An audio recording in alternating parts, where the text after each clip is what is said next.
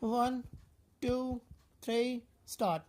Mr. Vice Chairman, I am very grateful to you and to the government for having provided an opportunity for the Defense Ministry being discussed in this House, and this being the first occasion, I deem it a privilege when I am called upon by you to make my initial remarks. The report on defense has been circulated to the members of the two houses of Parliament, and I read it twice over, but I consider that the report on defense to be dull, dreary and defenseless, and I shall come out with my reasons a little later, but the first thing I would like to impress upon the House is that the foundation for a sound defense policy should be primarily security of the country.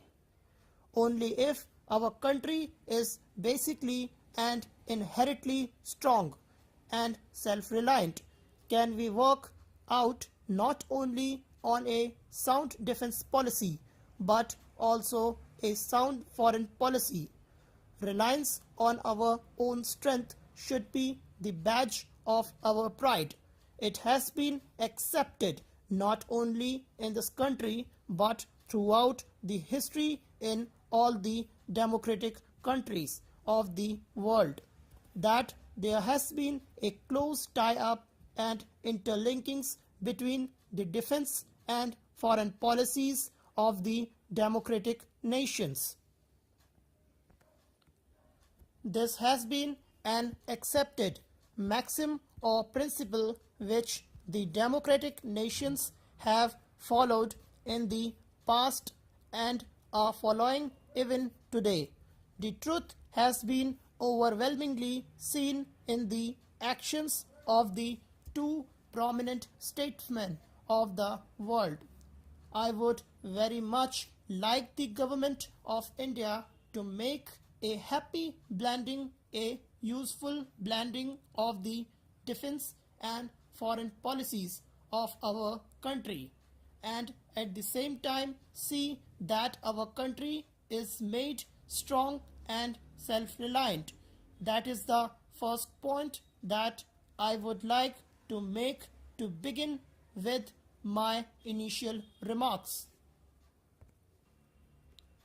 In India, our position would be well realized if we could make an honest attempt to view the entire picture impartially. Our minds are overwhelmingly exercised by what I would call the Chinese menace and the Pakistani enmity.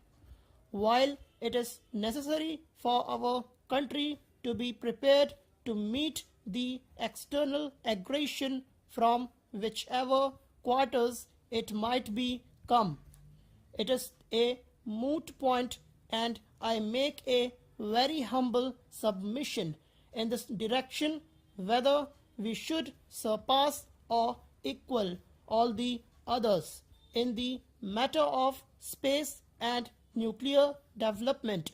I shall deal with this subject at a little length,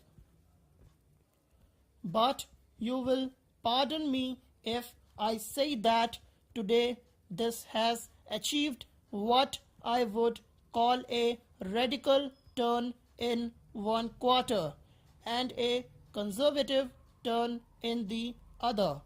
At the moment, the launching of the Chinese satellite that to following the nuclear explosions in China has raised a fear in this country that this is directed against India, and a very legitimate fear it is.